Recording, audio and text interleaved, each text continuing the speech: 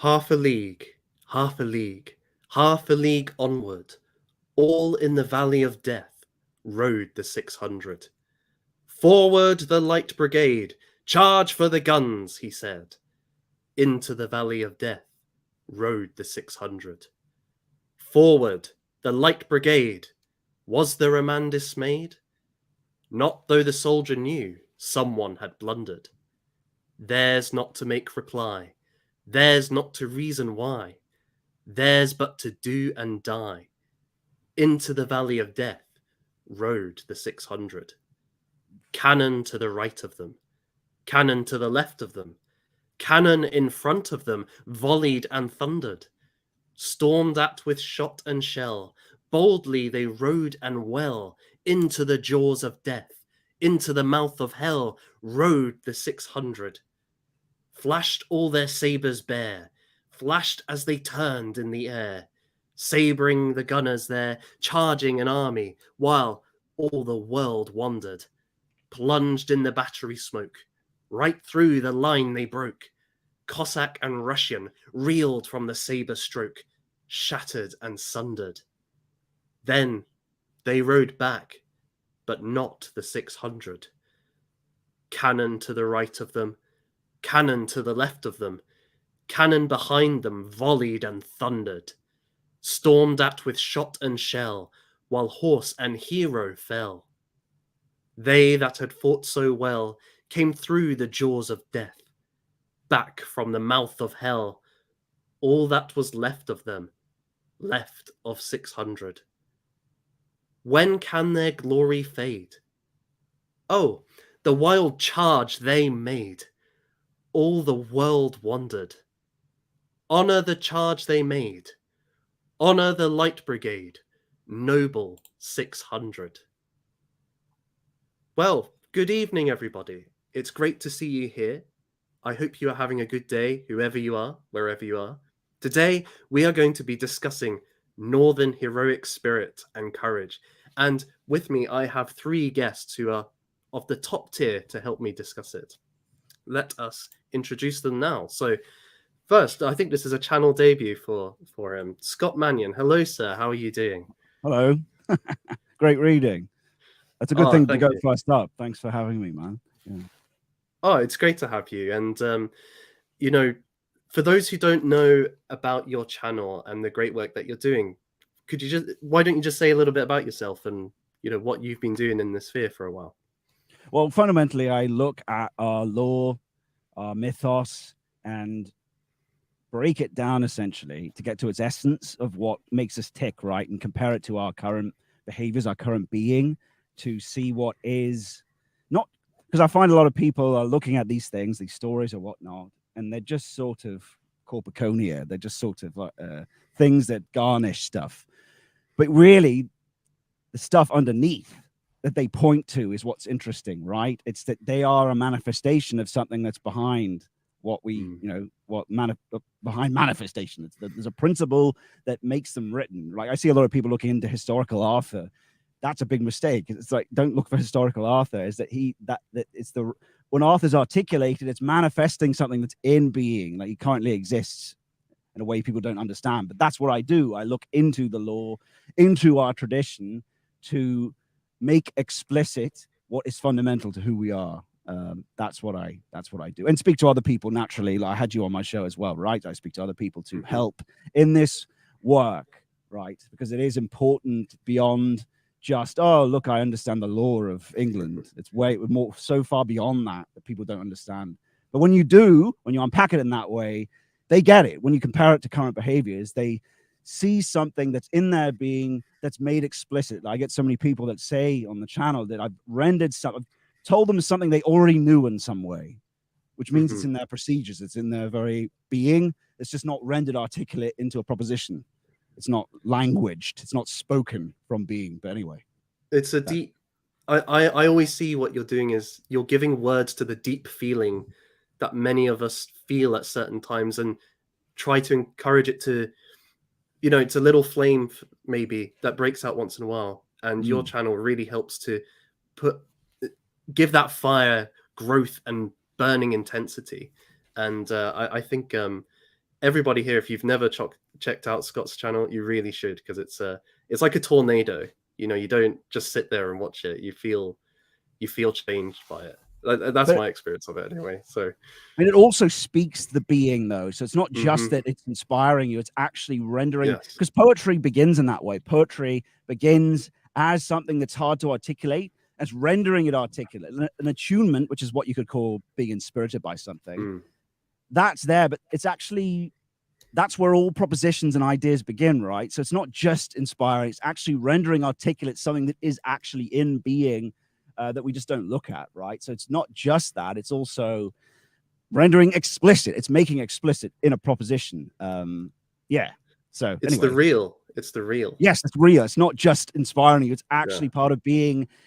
And the reason why you're inspired by it is because it's something that's not been properly rendered articulate. When it is, you are. But anyway, I've taken up too much time talking rubbish about what I do. But go on. No, that's great. That's great.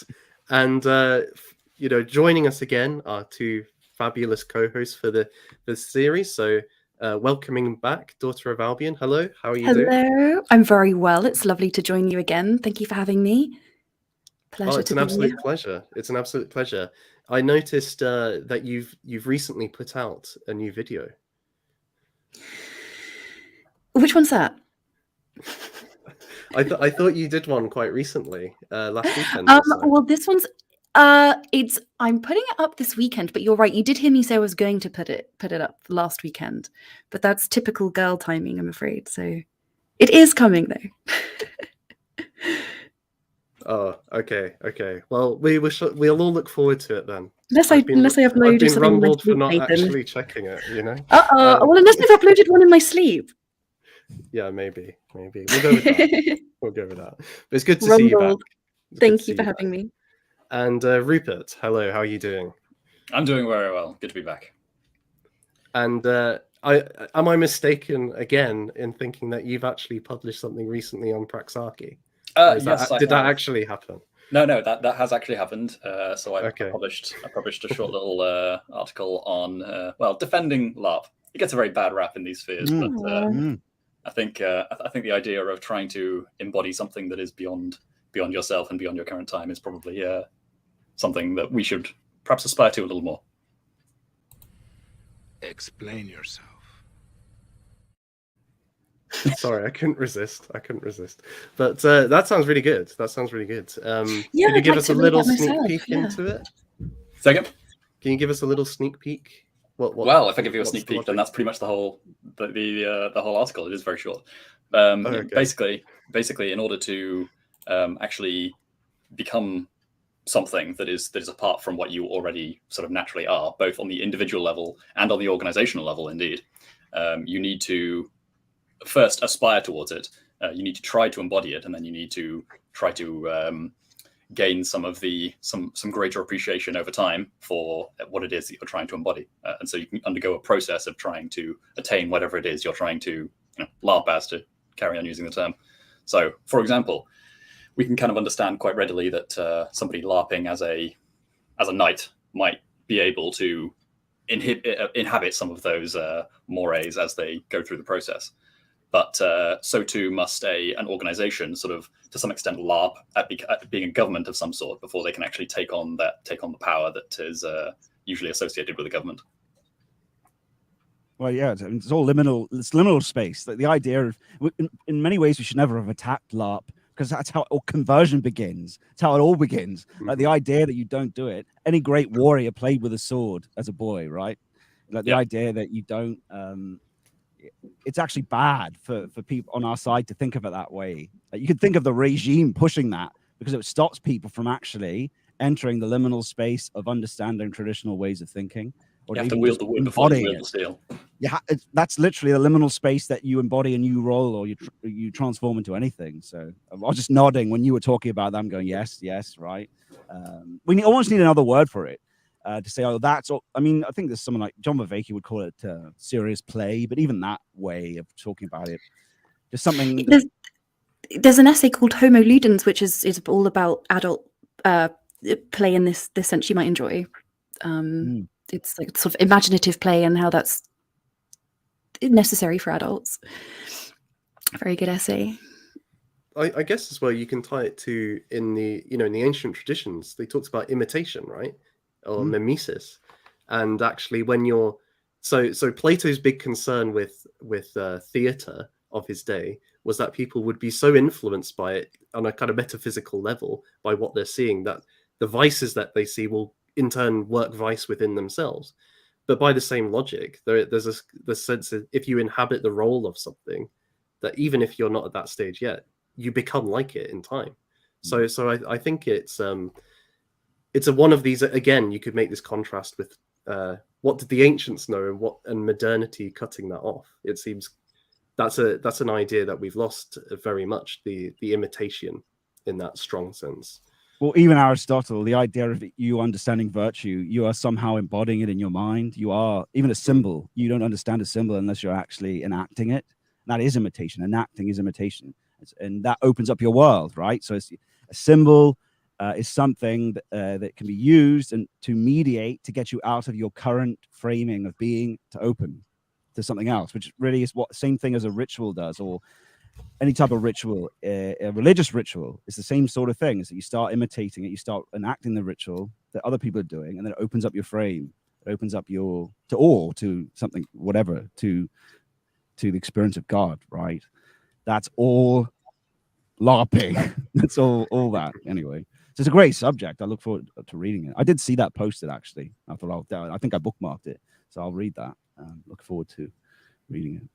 Yeah, everybody should go and read Rupert's post, definitely. And today, maybe that some of that will come in today. We're focusing on northern courage and heroic will, and we're going to discuss this for about an hour or so, and then if people send in super chats at all, then we can maybe address some of the questions, comments, as we go. But I think a helpful place to start with this topic is the poem "The Battle of Maldon." The Battle of Maldon was a real historical battle in 991 AD. It was between the Saxons and the Vikings. A Viking fleet came up to the south of England, and there was a great climatic battle, which is recorded in very beautiful language by this poem, which essentially tells how Birthnoth, who was the Saxon commander, for a time they were able to resist the Vikings because they were unable to essentially land where the Saxons were. The Birthnoth, who's the representative of the king in this battle, in good kind of is requested by the Vikings to let them onto the land. To have a fair fight, you might say, and as a good we might question this, but as a kind of chivalrous, upstanding gentleman who wants a fair scrap, he lets them on, and it goes very badly. He is killed, and all of his men are killed. But for many, this poem embodies very clearly, perhaps along with something like Beowulf, the heroic spirit of that age in a very strong way. Tolkien wrote on this very explicitly. And there's a key line, I think, which captures this. Right towards the end, there is a character, one of the Birthnoth's men, who, they're surrounded, they're giving their last stand, and if I can find which book I've got it in, it's probably the most famous utterance of this doctrine, you might say. I've got it. Have you got it, Scott? Yeah. Will shall be sterner, heart the bolder, spirit the greater as our strength lessens. That's what the one you mean, right? That's the one. Yes. Yeah. So that's really, and Vingle actually put it in the chat earlier. If I can find where he put it, I'll put it up on the screen. But yeah, so I just wanted to open that up to the panel then about this. First, just on the nature of northern heroic spirit. Do you think that's a good encapsulation, and what do you think that really means on a, in terms of being? Well, the Battle of Maldon's one of those really beautiful sort of classic Saxons versus Viking conflicts, real archaic Anglo, proper axe swinging Scandinavian longships advancing up the estuary type of, the Anglo stood on the beachhead waiting. It's the kind of stuff kids love to hear around the fire, and it is a classic tale of the heroic. But what's very interesting about Tolkien's take is he's actually a little bit he's somewhat critical, I suppose, of what he calls a kind of heroic excess. So the northern heroic spirit, and by northern he really just means Norse or Anglo, really, the sort of Scandinavian Norse. But unlike the sort of Nordic sagas, the kind of, if you think of the classic Herculean heroic with the sort of rippling, biceps and the washboard abs, the sort of Zeus and Olympus type heroes, Tolkien obviously is known for his heroism is sort of placed in a far more understated. You think of the Sam Gamgees, I suppose we can get onto that. But he's critical of what he sees a kind of excess of pride and ultimately the folly here of the Anglo-Saxons allowing the Vikings to come up the estuary because they were essentially excited to flex, I guess you could say, which essentially put the rest of the men in peril. And so whilst Tolkien is very pro-Northern heroic, his understanding of it, I think, is far more. He sort of emphasizes having to mitigate any kind of, what does he call it? He calls it. I mean, I think the clearest statement. He says the clearest statement of the doctrine of uttermost endurance in the service of indomitable will, but ultimately the blunder here of the character is Beowulf is a kind of. He can't quite help his pride, and that sort of lets the rest of the men down. I think that's quite perceptive of Tolkien, because obviously the Anglo spirit, it's not just an observation of the Anglo spirit, but I think even the temperaments of the Anglo-Saxons, who, of all the wars in our history that we're known for, tend to be known more for our kind of tactical prowess, as opposed to the sort of Viking Nordic warriors, all kind of brawn and muscle. So that feels very Tolkien-esque to me. There's a great deal more kind of, I guess he's warning against that. He's warning against just being this sort of classic alpha warrior, which leads many to blunders, which I thought was kind of interesting. And I quite like that about him. I don't know what you guys think about that. I mean, certainly when you bring in the Christian component, then it becomes very clear that that there's an element. So when you're comparing this kind of pride to that of Luciferian pride, then things come a lot more into focus as to why one could quite easily criticize it. But I mean, it is something that comes up a few times in. Well, put it this way: there's at least one other good instance that comes to mind of this exact same, or almost this exact same phenomenon sort of playing itself out. Well, there's one in reverse in the form of the Battle of Agincourt, where the story goes that the French allowed, I think it was Agincourt. I'm doubting myself now. It might be one of the other major 100 Years' Wars battles. But essentially, the French had a tendency to allow the opponent to choose the field, and because they were very confident of themselves as being the best horsemen and therefore the best knights, the best warriors in all of Europe and probably the world at the time. So might as well give the other guy a sporting chance. But the other good example of this same sort of phenomenon that you could much more easily criticize playing itself out would be in the Battle of Dyrrhachium in 1081. And what happened there is the Anglo-Saxons are sort of like well known now in a lot of internet history circles as coming to be quite dominant after the Norman conquests in the Varangian Guard in Byzantium. But in their earliest showings, they were not actually particularly impressive. So in the Battle of Dyrrhachium, they are fighting against the Normans, who are trying to sort of assert themselves against Byzantium on the sort of Balkan mainland itself. And so the emperor takes all of his troops with him and the army that he can gather, and this includes the Varangians of the Anglo-Saxons.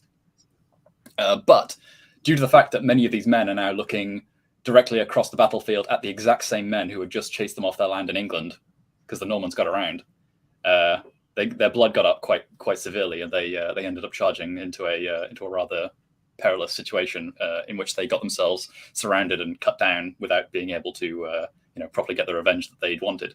So in that sense, you could also see it as being very much self-defeating. I think it's probably worth just mentioning the key line that Tolkien's drawing on here from the poem, because it's not just his interpretation. There's an actual kind of word in the poem which suggests this sort of critique, certainly of the leader, which is then in full hardy pride, so in offer mode, the Earl allowed those hateful people access to the ford. Scott, you were going to come in there.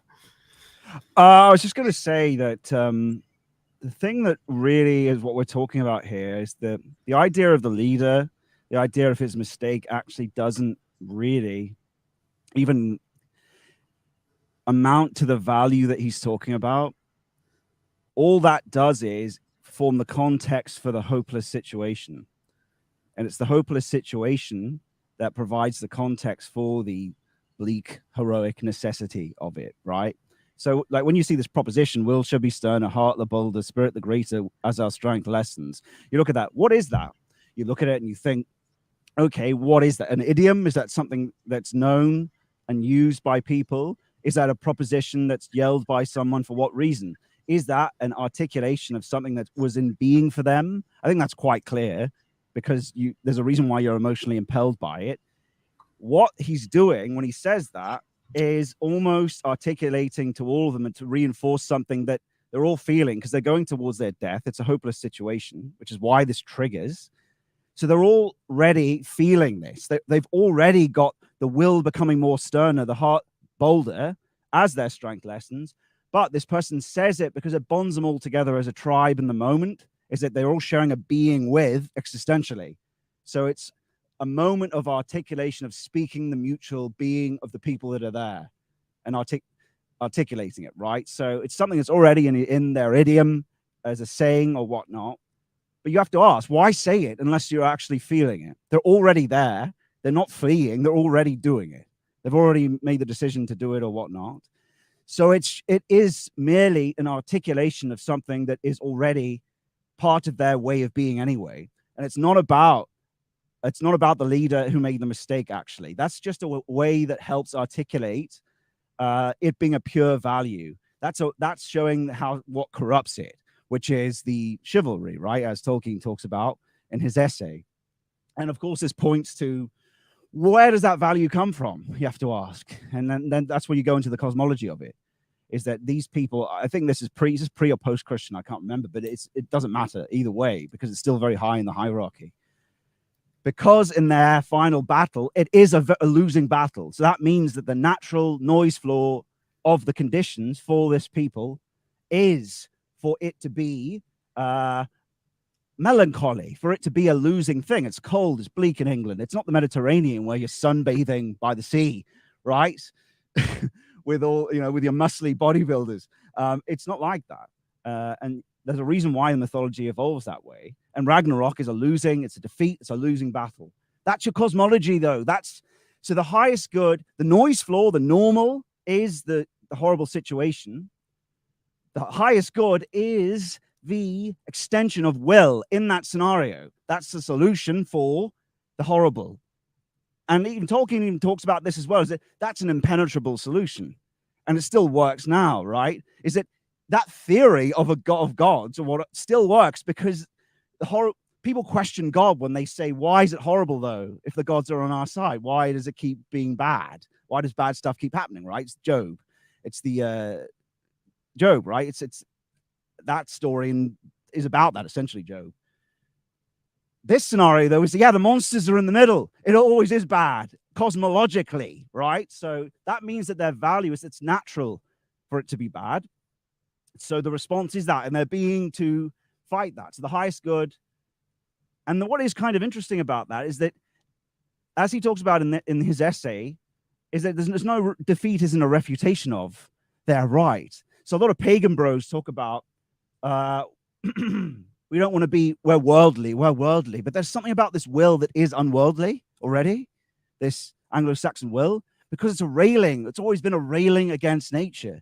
So there's something in them that's held fast against the horrible situation, isn't there? To suggest that defeat or natural tyranny of conditions is no refutation of our right. Where is that right? It's your culture, it's your history, it's in your being, the human being against nature. And you can kind of see this in our Faustianness against nature, can't you? Is that because it was hostile to us, we wanted to dominate it, our will against it. Yeah. I mean, I wanted to just come in on that point, actually, because Tolkien, in a different essay on Beowulf, actually, he does contrast the Greek mythology with the Norse in a way that you've just done, in terms of, for him, the Norse one is quite dualistic. It's the gods and humanity versus the monsters, and the monsters win in the end. And you see that with Beowulf as well, as a story that, although you have the Great Hall of Heorot, this great feasting place, which is invaded by Grendel. Beowulf is able to put it off for a time, but then he himself succumbs to the dragon in the end. But then I was reading Spengler earlier in The Decline of the West, and there's a passage which I think actually speaks to what you were just mentioning. So I'm just going to read the paragraph, which again, I think he's contrasting classical and kind of northern spirit. If ever there was a group of nations that kept the struggle for existence constantly before its eyes, it was the classical culture. All the cities, big and little, fought one another to sheer extinction, without plan or purpose, without mercy, body against body, under the stimulus of a completely anti-historical instinct. But Greek ethics, notwithstanding Heraclitus, were far from making the struggle an ethical principle. The Stoics and the Epicureans alike preached abstention from it as an ideal. To overcoming of resistances may far more justly be called the typical impulse of the Western soul. Activity, determination, self-control are all postulates. To battle against the comfortable foregrounds of life, against the impressions of the moment, against what is near, tangible and easy, to win through to that which has generality and duration and links past and future. These are the sum of all Faustian imperatives, from earliest Gothic to Kant and Fichte, and far beyond them again to the ethos of immense power and will exhibited in our states, our economic systems, and our techniques. The carpe diem, the saturated being of the classical standpoint, is the most direct contrary of that which is felt by Goethe and Kant and Pascal, by Church and free thinker, as alone possessing value, active fighting and victorious being. Yeah, when I hear that, and even with Spengler, who I think's great, I do think about Heidegger's criticisms. I wonder whether the assessment, and when I look at I thought about this earlier today, looking at the Viking mythology, and I thought, how much of this is the late contrast with Christianity? This, like, how much are they really separated from being in that time? I wonder, because when you look at primitive mentality, when you look at in the Victorian age, people went and spoke to all the natives and got a sense of what primitive mentality is before the logos appears, before the logic and the hard logic. And it does seem, you wonder how, because primitive mentality back with Vikings, you imagine that it goes back to more like that where logic doesn't really add up, but it does seem quite logical, the what's rendered in the Prose Edda and that stuff. So I wonder how much it is connected to the being that they perhaps get from Christianity. It does seem, though, I'm just wary of Spengler's articulation of Faustianness and sort of projecting into it. I wonder whether that is actually true, or is it the case that we have actually continued something that's in being that we get from philosophy, that we get from the first beginning of philosophy from the Greeks, right? So how much is it actually unique or not? I don't know, but it does feel that way, at least from the perspective that you're in. But you wonder whether that's because you're in the bubble of where you are, right? Or if you're in, I don't know if this sounds confusing what I'm articulating here, or if you actually are trying to get into that original cosmology. Because what could have happened with Spengler is that was the problem, is that he was articulating something thinking that he was actually getting outside of it, when really he's articulating it from within where he is, if that makes sense. But it does feel that way. You look at it and it does connect the dots. You think, yeah, I do see this will. Is that from my context, or is that something that is in that northern being where the cosmology seems to fit? Like this idea you're fighting the natural environment, it does seem like a domination of space. It does seem like, which is very different from the Greek, right? But yeah, it is something I want to analyze more to make sure that that is the case. Yeah, but Spengler, of course, pretty amazing articulation of all these different things, and that's resonant. Yeah. Well, there is one quote. So going back to some of the original points and to bring the Greeks back into it, actually, one quote originally came to mind, but I'm going to twist it a little bit. It is a shame for a man to grow old without seeing the beauty and strength of which his body is capable. Now, if you swap the body out for something like spirit, then I think you can kind of get a sense of something of an approach that one might have to this kind of situation, where in the struggle and in the bleakness, in the true challenge to what your duty is. So presented with that most raw option of, okay, do you run away? Do you try and save yourself, or do you face down impossible odds, and do you do your duty as a soldier regardless? Yeah, that's really interesting, isn't it? Because you hear that and you think that is very Greek in the sense that they are thinking that's already eternal. It's a shame that you're not using the thing that already is eternal. Whereas this, you compare that to the northern thing, which is almost railing against it, is our strength, nature, body is deteriorating. The more our strength deteriorates, the greater our will and spirit, despite our body. Whereas the Greek is saying that live up to your body and the state, the permanent, eternal state of things. Whereas this Faustian, or this northernness is this railing against it. Well, it's not even a rate so much. I think it's there anyway. They're feeling it anyway. It's just articulating when he says it. But what it is in our being, and it's true, you feel it. You're railing against what's going on, especially when you clear away the inauthenticity. I feel it. You guys must. That's why we're here talking today. We're railing against, we're railing against this disgusting degeneration of being and weakening of our body, and saying, we're whatever's in our spirit and being is fighting against it, against the natural conditions, where I suppose the Greeks would probably more accept it, wouldn't they? Because it's an eternal cycle. So it's just, we can't help it. It's just our way, isn't it, to rail against it? Yeah. I don't know. There's so much diversity in how the different Greek schools seem to sort of operate. I always have trouble boiling them all down to one particular mode of thinking. The Pythagoreans and the Aristotelians are not necessarily all that alike, but yeah. You could take it from their mythology, I suppose, that's what Tolkien sort of does. Yeah. Which is that they have a permanent state, in the sense that their gods won, right? They're on a Mount Olympus. The story's over. That's not a progression towards an apocalypse or whatever. Is that state is achieved? The Titans are defeated. They're now there in that permanent order. That's what Zeus wants. Zeus only cares when you don't obey order. You're disorder of that, and then throws a thunderbolt at you. Otherwise, he's not concerned with what you're up to. He doesn't care about humans at all. It's that sort of permanent state. That seems like that's their mythos anyway. But yeah, you're right in the sense that philosophers articulate these things differently.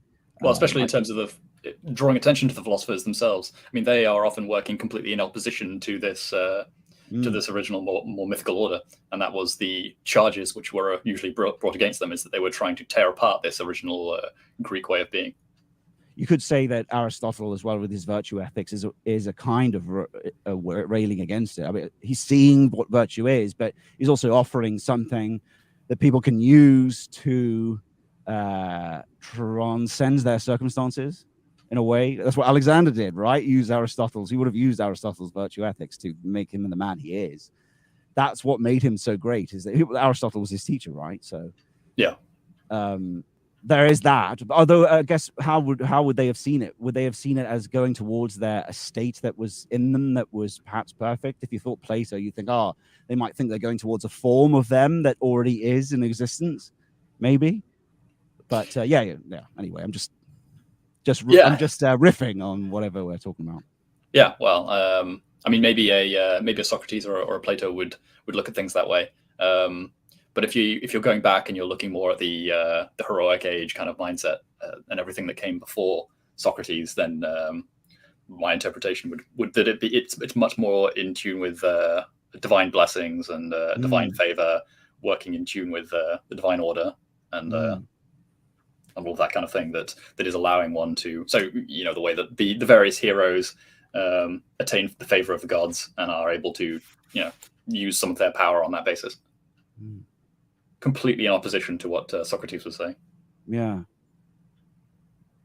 I wonder as well whether there's a connection, certainly with something like Homer, in terms, and I think this is actually a distinction perhaps with the Saxon compared to the Norse tradition of elegy, because when we look at the poetry produced by the Saxons, it all has this lament throughout. Really, there's not many poems which are celebratory. They elevate the heroic will within a context of loss. So if you think of something like the Wanderer, this is a man who he no longer has his kinship group. He no longer has his loyalty to his lord. The feasts and the love and obedience that he can show to him, that's all gone, and it's all a wasteland that he's wandering through. Or The Ruin, which is a poem about, well, the Saxons, they enter Roman Britain and see all these abandoned cities produced by the Romans that they themselves didn't have the technological ability to have built stone walls like the Romans, for example, not for hundreds of years after that point. So I think there's this sense of we live no longer in a golden age. We've moved past that, and we're heading towards, as you've mentioned, Ragnarok, the darkness, or the apocalypse in Christianity. The two kind of nicely fused together often in Saxon poetry. But there is this sense of, because of that, they're aware that everything ends and that there's a transitoriness to life. And so you can't rely on like building a house that will last forever. The thing that proves you, even though you're going to be defeated, is how you show yourself in that moment of loss or defeat. It's, do you run away like some of the soldiers do in the Battle of Maldon? Or do you stand and show your love and obedience to your lord and your country and to your community, even though you're going to go down with it? And I wonder if you look at like the fall of Troy, that sense of also, you've got there that sense we're no longer in the golden age with that.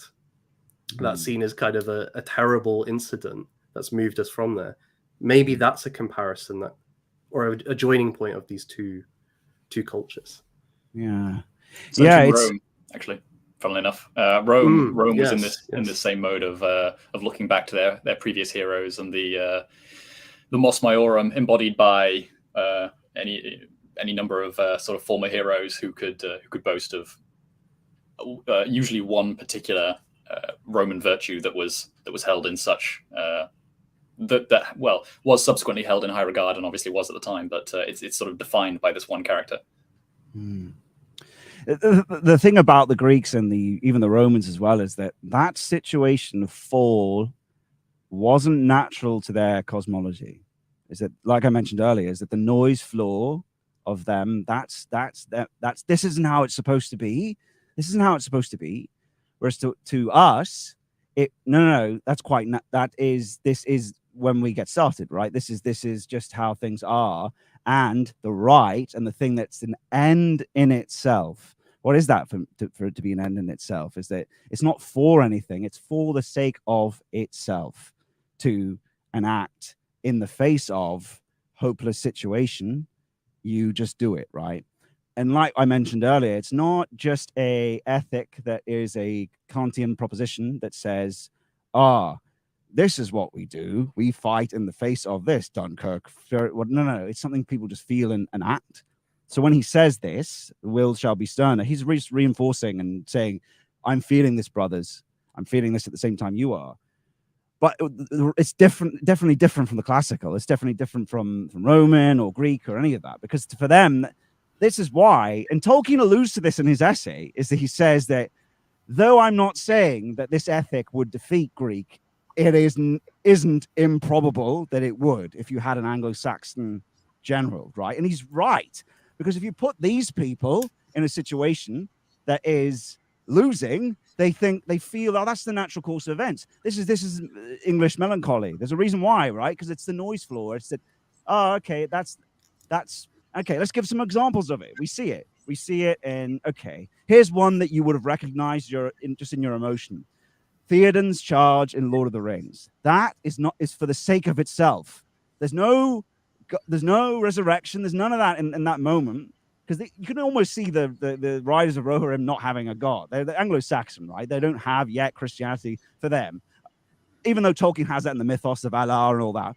But in that moment, it's for the sake of itself. Death. It's not we're resurrected in heaven. It's for its own sake. It's not for his love. Theoden, you see it in his face, and you feel it, is that he accepts the hopelessness of the situation. You know, when he rides up and sees the army, we can't win. This is over. But what do? We could flee, or we could just do it. And he doesn't say it's for his house and for his memory. No, because this is all of Rohirrim here that's going to die. That's all of it. That's the whole line. There's no loft. There's nothing, because the whole line of Rohirrim's dead in this battle. That's the whole nation, everything. So that, and then he charges, and you bawl your eyes out like a 2-year-old when you watch that. And it's not because of it's a sacrifice. It's not self-sacrifice for Gondor. No, they're dead. It's over. They've lost. So you got to ask yourself, why do you respond to that more so than the moment where Aragorn says, for Frodo, and then does that thing? That's a nice moment, but it's not the same as this Rohirrim charge. Would you guys agree? When you see the Rohirrim charge, that's much more impelling than the moment when Aragorn says for Frodo, because that's for the sake of Frodo and the victory. The other thing is for death, right? I mean, which one's more impelling for you? Is that Rohirrim charge, or that's an example of this bleak heroic necessity? And why does it affect us more is my question. And that's why I would say that it's still in English being. It's still in having been, which means that we can certainly not resuscitate it. We can disclose it, open something that's in being still for everyone watching, right? Anyway. What do you guys think of that? Do you remember that when you saw it in the movie? Oh, of course. Which moment was bigger for you? Am I right in saying that the Theoden thing grabbed you more than that Aragorn for Frodo moment? Ride to ruin and the world's ending. Yeah. Yeah, and the other, just quickly, DOA, the other one was that comes to mind is at the Battle of Helm's Deep. They're all surrounded. The Uruk-hai are about to kill them all, and Theoden says to Aragorn, what can we do? And Aragorn's like, ride out and meet them. And they blow the big horn and charge out the doors, and they have no expectation that it's going to be a victory. But Aragorn has a little hope because he knows Gandalf might turn up, but Theoden doesn't really know that. So It's just like, we're going in. Daughter of Albion. Well, it's just in Tolkien's essay. I mean, he says that an integral part of heroic is negation of excess, heroic excess, and so I think he's eager to censure what he calls a kind of misplaced chivalry. So that, and this sort of excitable hardiness and kind of breathless urgency to prove oneself as a warrior, which in Malden's case proved fatal. And it reminded me actually more of The Hobbit. I don't know if you remember the exchange between Bilbo Baggins and Gollum in the Cave of the Misty Mountains. But throughout the exchange, Bilbo can feel the dagger on his belt, and he rests his hand there knowing that he can draw it and slit the creature's throat at any time. But he doesn't. He hesitates for some reason. And instead he stays and has I don't know if you remember, a kind of riddle off, literally a battle of linguistic riddles. Gollum says he can leave the cave if he answers a series of tongue twisters and word teasers. So Bilbo chooses to engage, and I think it's interesting. It shows both a proportionate engagement with threat, as well as a kind of curious and sincere pleasure or enjoyment of the exchange. Bilbo likes it, and he's very good at it, which frustrates Gollum immensely. But I thought it was interesting as a glimpse of heroism that is quite understated. It's intelligent, it's actually quite elegant, but it's also a return to what Tolkien ultimately was beseeching us to return to, which is a return to a divinity. I think, Rupert, you said a sort of divine order. And I think Scott, you mentioned a moment ago, you said it's to death as opposed to heaven. So there's quite a contradiction in Tolkien sometimes.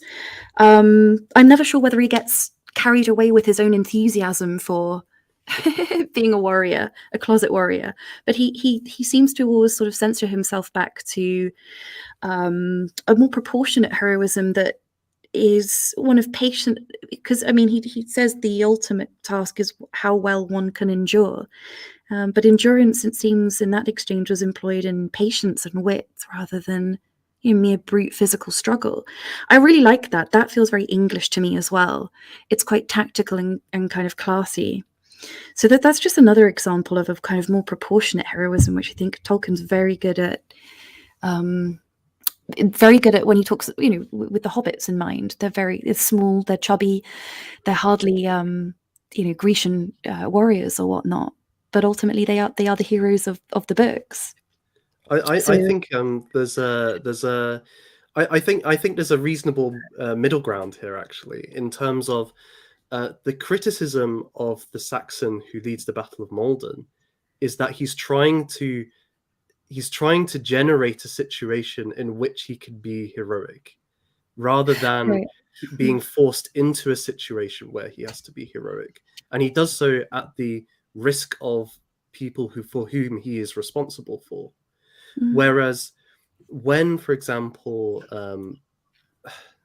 when the men in that battle are heroic, they've been forced into that situation. They didn't have a choice, and so there's nothing to impugn them about their heroic will. So and it's the same with Beowulf. He makes this criticism too, that Beowulf in the final battle, he has to face this dragon to defend his people, and for the pursuit of glory, he goes alone when he could have taken his thanes with him, which would have been the much more reasonable thing to do. So he's trying to put himself in such a situation where he has to show his heroism to overcome the odds, whereas he's not been forced into it. So I wonder if that's a possible connecting point or a through point for Tolkien, because he's certainly not condemning the heroic will when it's when a character's been forced into that situation. And the hobbits themselves exhibit it, like Sam, for example. He will stand and fight Shelob, the giant spider, to save Frodo out of love and obedience. Even though most people would run away, he still stands and fights. So I think you can still see it there. But feel free to push back on me on that. I think he's really merely trying, in Maldon, he's merely trying to articulate something that's in their being, that's in the cosmology, that's in their way of being. Even in Lord of the Rings, he's never trying to do anything. He's not trying to sort of allegorize something. I suppose he is trying to fit whatever he has, his being or understanding of these things, into something that's a story. But he's trying to make it applicable. He's not trying to allegorize like I said, with like C.S. Lewis might do. That's why he's always saying about his stories that no, it's not a metaphor, it's just applicable because it's of being, it's of reality, that's why there's so much God in it, because it is of reality, right? But I think that the thing about the leader is that it's about his want of something. It's not his impulsion. He's impelled by his want for, well, that's all they really had, because it could be argued that at this time, that time of the crossover between Viking or whatever, the pagan and Christianity, is that they didn't really see their gods at that time. That had sort of faded away. So they were doing it for the sake of who they were or their own immortality, that Loth, the idea of Loth, which is why he does it, right? It's for his own, it's that chivalry. It corrupts. That's why he talks about in that essay, is that this corrupts the alloy of the moral impulsion, which is the gold, which is the thing that's an end in of itself. And if you have an end in of, you see this again. I mean, you see this in the war, World War II, this is fighting to the death. It's not for what people will say about them. And I don't know if you feel this, is that, okay, here's an example of it in, there's a lot of fake values that have regime bullshit on top of them, or just mischaracterizations. What's the underdog? What's that? That is an inclination for something that's hopeless. something that seems like, oh, or at least close to hopeless, right? It's coming to, oh, he's losing. Why do we go for someone that's losing? It's this. It's the cosmology of the melancholy. It's that it's more right to us to support the thing and then satisfying at the end. But in the moment, it's that we support. And the other thing is, it's the other value that's like this. Protestant work ethic. It's another BS way of explaining something that's this. It's the bleak heroic necessity, right? Is it doesn't feel right unless you're losing, unless you're working yourself to death. That's Protestant work ethic in a way, right? So I can see that chat. Yeah, so chivalry is a reason thing. It's something that comes to you. It's something you want. That's kind of part. Could you say that's part of the will? Because I would say that the other thing is impelled from within. It's the end in of itself for death in a hopeless situation for its own sake. And I think we still have that. But yeah, the chivalry is apart from it. I think Tolkien's articulating what he sees in this ethic and the cosmology. You can see that from who he sources, that Kerr, which wrote The Dark Ages. He makes similar claims about this. I think he's right when you look at the sagas.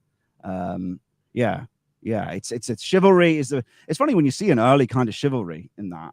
And I kind of agree with him. Is that the idea that you're doing something, it might work as an enforcement, and that's good for culture or whatnot, for people to be enforced in this situation.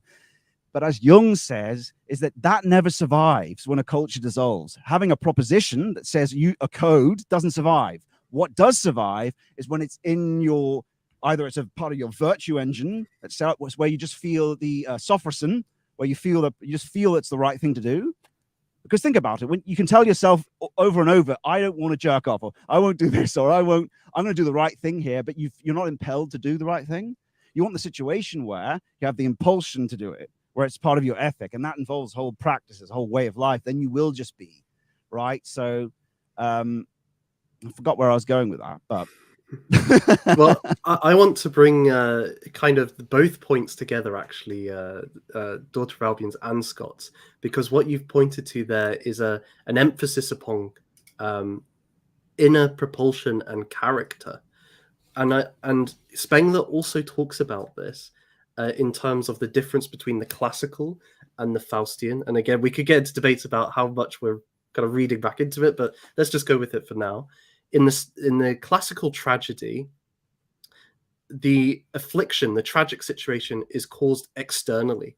It's imposed upon a character. So it's the fates. It is, the gods acting upon a various character, which puts them in a situation. So they're fundamentally a passive victim. Whereas for Spengler in the Faustian tradition, in Shakespeare's plays, it's from a fault of character which the tragedy occurs. It's the working out of their psychology and their will that leads to these tragic situations. There's very little in the way of maybe with the exception of A Midsummer Night's Dream, although the fairies themselves probably have tragic aspects to them, but you can see that it's a very much centered on the human characters. What results. With the Saxon literature, you're actually seeing a transition, I think, from these two worldviews, because with something like Beowulf, you've got the midpoint, where Beowulf's fall, on the one hand, we're told his fate is inflexible, and it's up to God's providence what's going to happen, which in turn, I think, ultimately gives him the confidence to pursue the chivalric, because he knows it's not in his hands. But then on the other hand, Wiglaf, one of his thanes, laments that he essentially made the wrong decision not going with his thanes. But with the Battle of Maldon, it's not rooted in the gods or in fate. It's in the general's character that the mistake comes, that the tragedy occurs. So I do think that you're onto something, Daughter of Albion, with the excess aspect of it. And Tolkien picking that up, it is character that's being emphasized here. This is really exactly the story of the desolation of Smaug. Smaug being a very powerful, fearsome dragon who managed to triumph over the whole dwarf kingdom.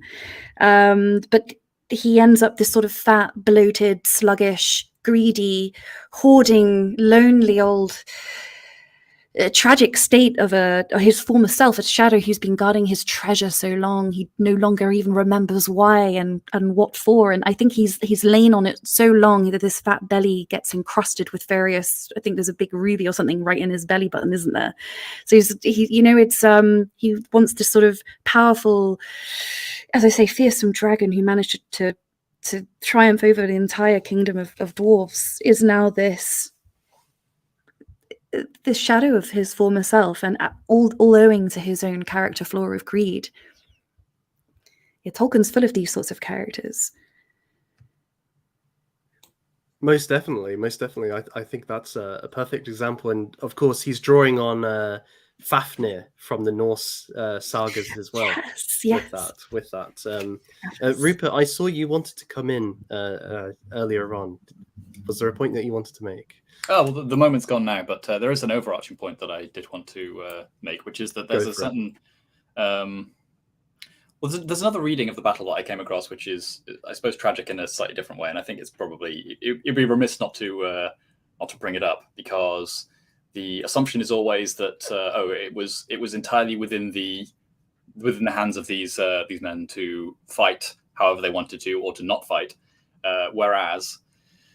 This other interpretation goes that essentially, had they not offered the battle, then the Vikings would have eventually simply gone further upstream or some such, pillaged, some innocent civilian settlements, and basically just taken their money that way.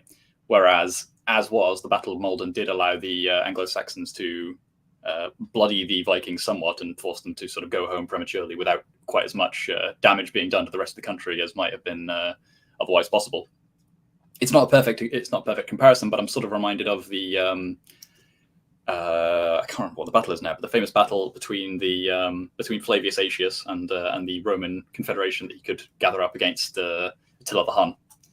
And essentially, all the battle really accomplished was to shove the Huns off to go and pillage Italy instead of France.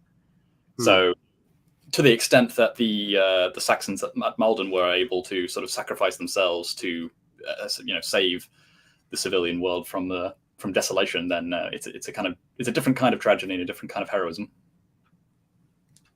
perhaps.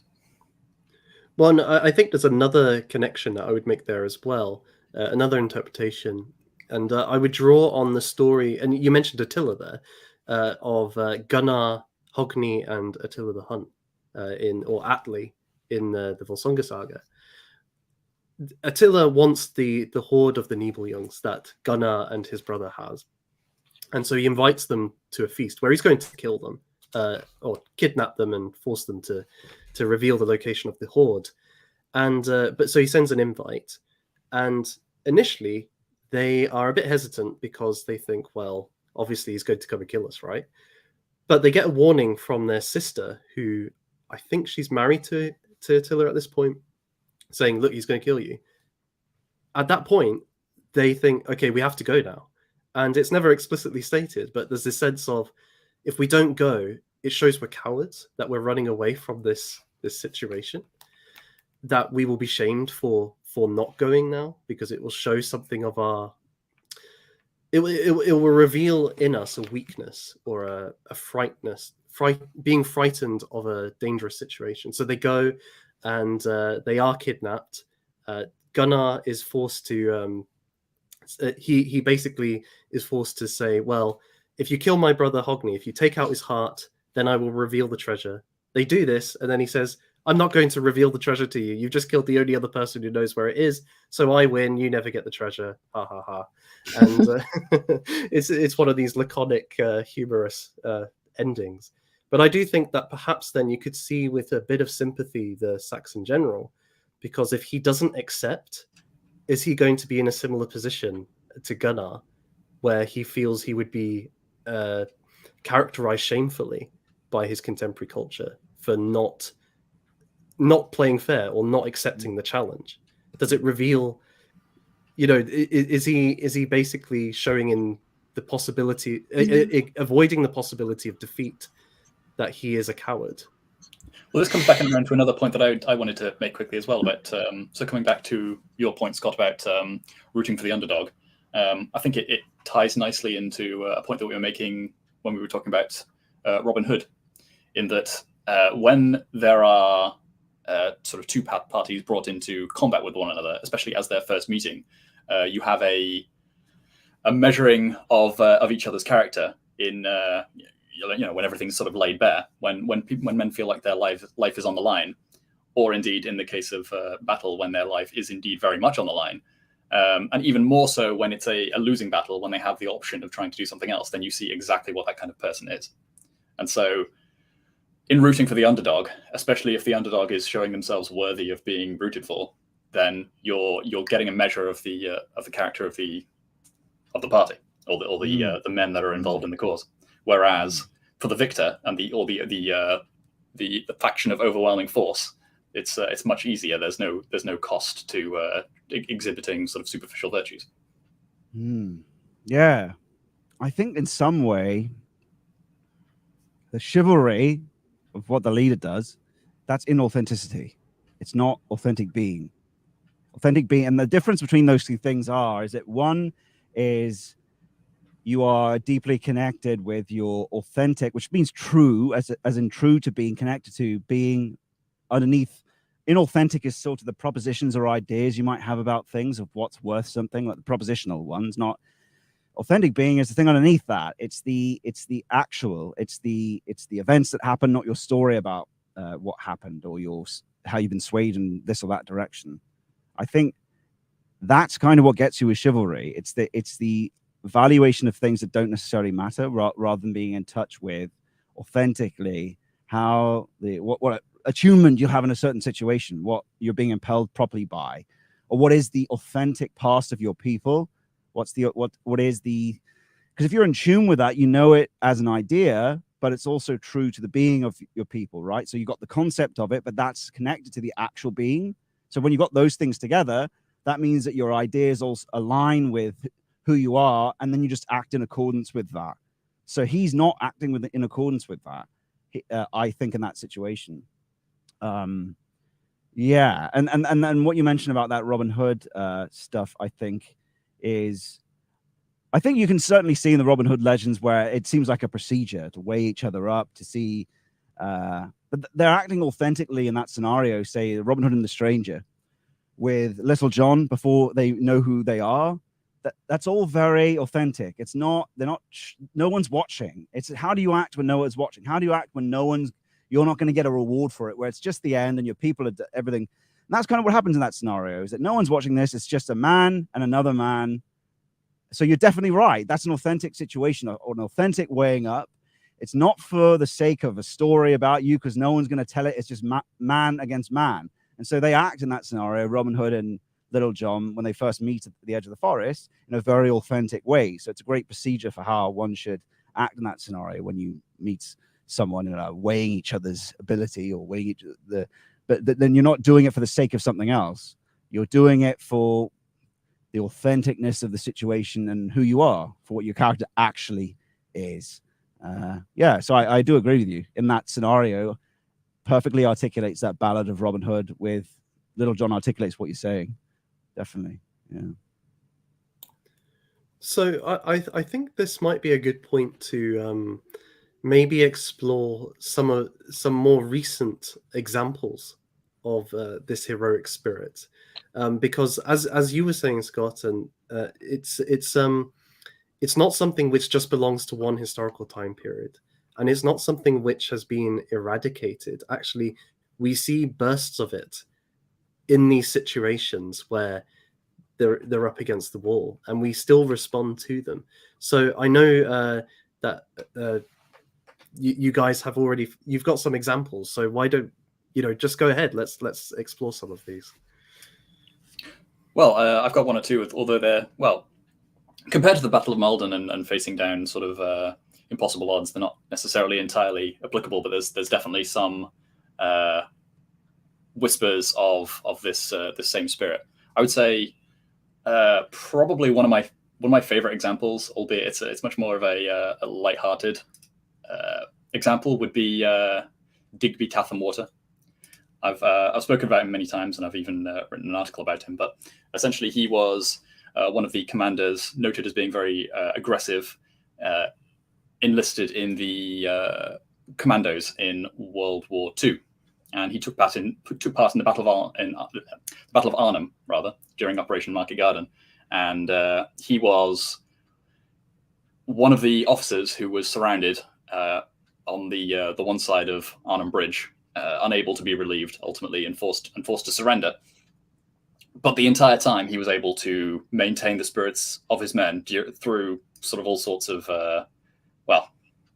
antics, one might say, but also you might say foolish heroics that actually do come to much more success than at the Battle of Maldon.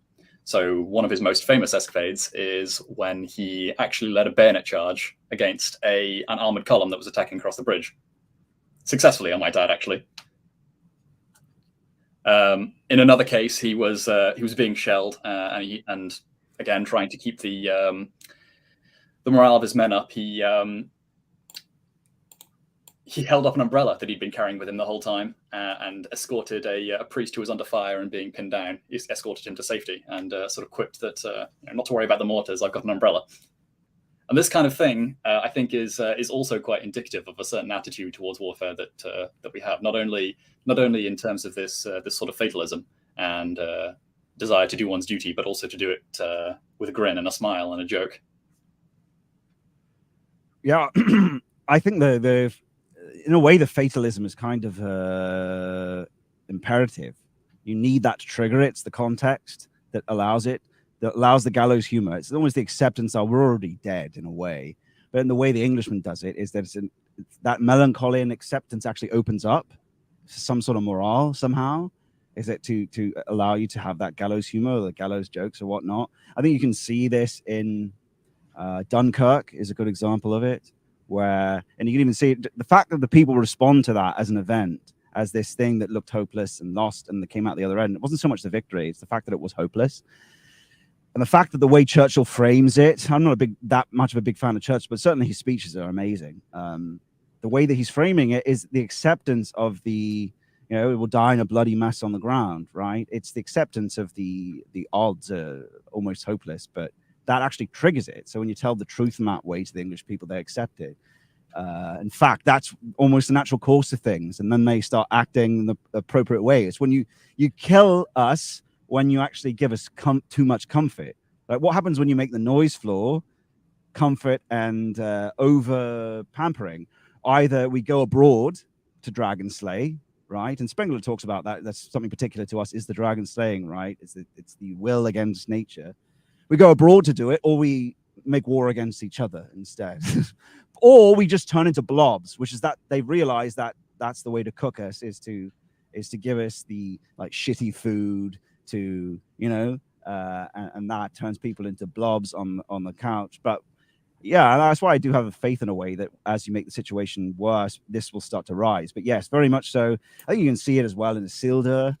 That these are fictional though. I think Dunkirk is a great example. But yeah, Isildur, when he slashes out at Sauron, it's already over in that situation. Sauron's won. He's coming in with his thing. Yet there's this thing in him that, instead of just either making a deal, instead of making a deal with Sauron or whatever, he lashes out at him in the last moment, because this is the will against the situation, is that, no, I'm not going to allow it. It's just something in us, and Faustian man, that lash out regardless of the natural situation.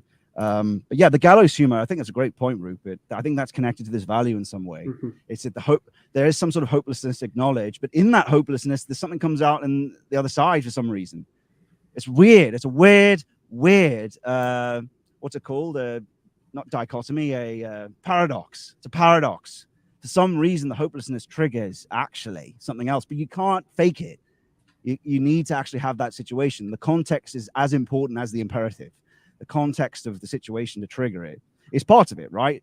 A hero is nothing without the context that triggers the actual values that he represents. You need, or else if I kill a boy with the same a boy steals a chocolate bar and I kill him using my dragon slaying that killed the dragon last week, people aren't going to applaud, are they? They're appalled that it's the same procedure. I used the same procedure to kill the kid when he took the chocolate bar, though, because the context is different. But anyway. Yeah. I mean, to bring a few of those points together then, because, well, history doesn't remember very well the men who went out to India with the East India Company as clerks and went native. But there's a good few who became much more heroic and were able to do the kind of dragon slaying that you mentioned. So there's Clive of India, for example. He's quite interesting for his essentially laying the groundwork for what became the British Raj eventually, and the British domination of India. I would definitely recommend that people look into him, because his rise from complete nobody clerk essentially to being a commander of men just through his own will and through his own initiative, basically. It's all quite impressive in its own right. But the character that I really wanted to draw some attention to is another guy from a bit later during the Indian mutinies called William Stephen Raikes Hodson. So in his case, the Indian mutinies in full swing. There's I think it was like an old Delhi prince who was trying to support the mutineers, and Hodson goes out with 50 irregular horsemen that he'd raised himself, combination of loyal Indians and Europeans, and he confronts 6,000 armed mutineers in camp, and he demands that they lay down their arms just as an order. And instead of doing the perfectly logical thing you might think of, shooting on the spot and carrying on with their mutiny, they do so. They lay down their arms and they go back to being soldiers again and fall back in line just through power of presence, charisma, and will.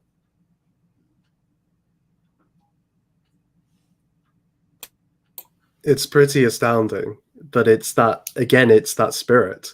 And I think another example of a similar tenor would be the Battle of Rorke's Drift, which is presented in the film Zulu, where you have so the British have a camp there in that land, and there's an army that they've sent a few thousand men, and it gets wiped out by a Zulu force of several thousand. And there's this small camp nearby of 150 men with a hospital, very very lightly defended, and this Zulu force comes against it. And the film really, it stars Michael Caine, does a really good presentation of these men just standing their ground and fighting with this Zulu force. And it comes to this climactic moment. And I know this is a bit of embellishment, but I think it gets the character across. They're coming to the final battle, and the Zulu forces are arrayed around the enclosure. And they start doing their war song. And they're banging their shields, and it's quite intimidating, this large force who are there just to go and kill you. And the commander tells it's a Welsh bunch of soldiers, like, start singing, and they start singing Men of Harlech, and it's together the men are just singing the small group in defiance of this war cry. Then the forces come together, and the British forces succeed. They survive, and the Zulus, although they have many more troops, decide to leave at that point. I think that's another fantastic representation of this, when it looks like you're going to be wiped out, still fighting and not running from the battle, but actually through. And it's interesting, the examples we've given in today, because these are not examples of actual defeats, but they're at the point of where it looks like it's going to be defeat. Yeah. And it's through this spirit that actually you can overcome the 99% chance that you will lose through that spirit. Whereas without it wouldn't be possible. There's a meme that goes around from the film Zulu, and it's just the younger soldier saying, "Why us?" And the older one just says, "Because we're here, lad, and nobody else, just us." It's just one frame from the movie, but I think there's so much in that. It's a very beautiful and very sad caption, but it feels like it fits with what you've just said, Nathan.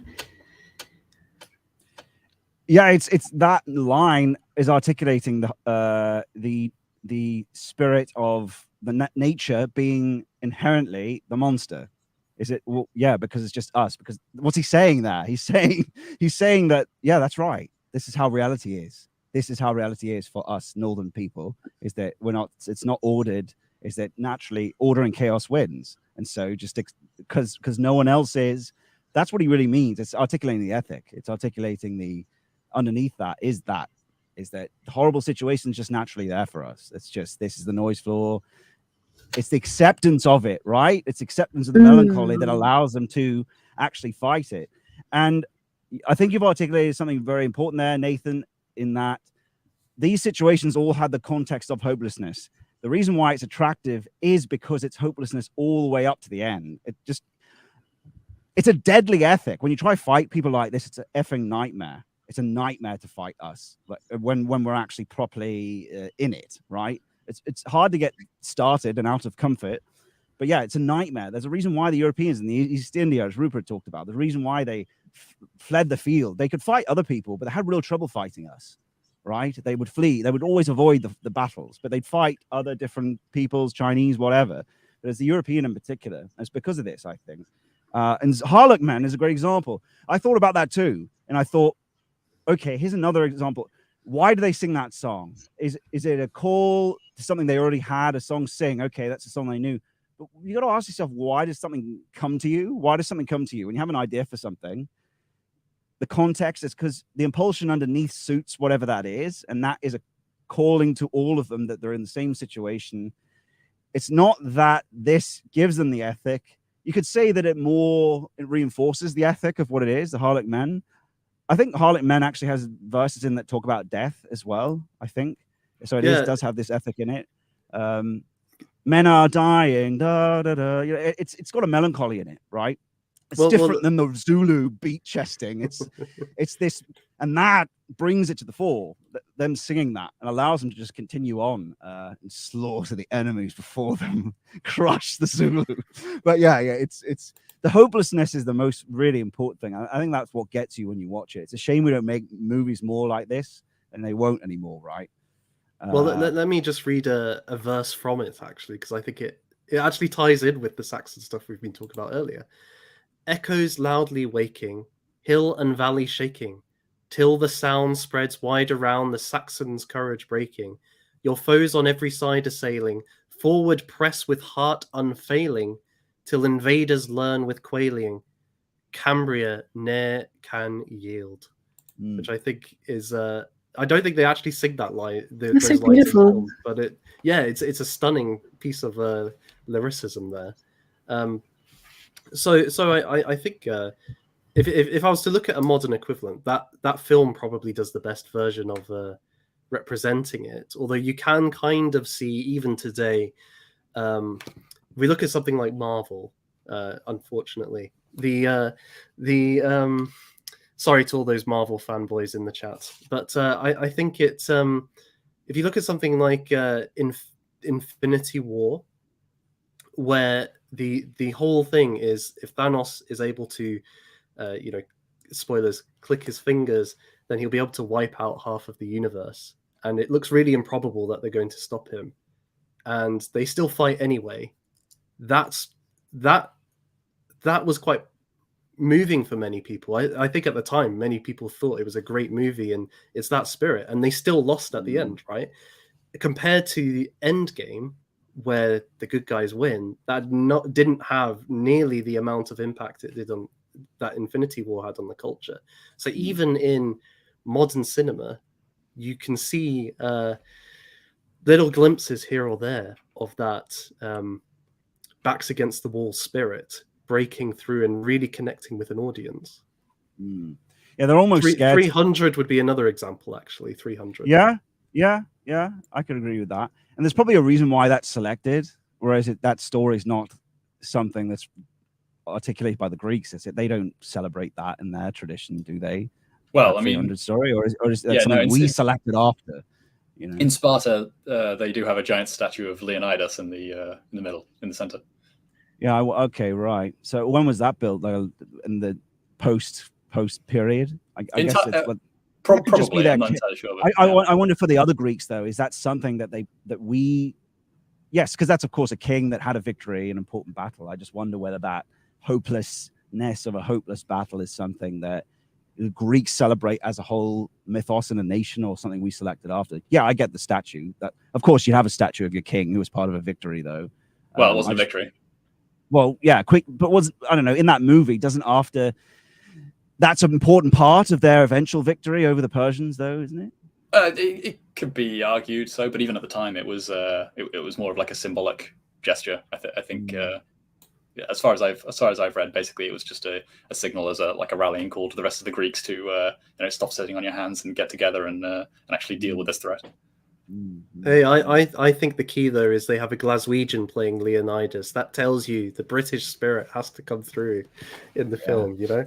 Well, that's an important point, actually, is that when you mentioned the Welsh thing, is that there are elements of this Anglo-Saxonness that seeds into Welshness, and they're much less Celtic than they realize, right? So a lot of the time, and Carlyle recognized this. He called himself an Englishman, right, as a Lowland Scot, and people hate you saying this, but they just don't get how much they've been they are actually more Anglo-Saxon in soul. They're just sorry. Were you going to say infected? Infected, yeah. We've got you in our grasp. But yeah, I mean, I'm half a Celt, so I can say this. Like, genetically, I'm half a Celt. But yeah, it's true that the spirit does go into Scotland and such. You're not a true Celt, really, unless you're a Highlander or you spoke Gaelic from the start anyway. And the Welsh have been so connected to that. Yeah, there's differences, but I would say the bleak heroic and the northern thing does connect to the Celtic peoples more than they realize anyway.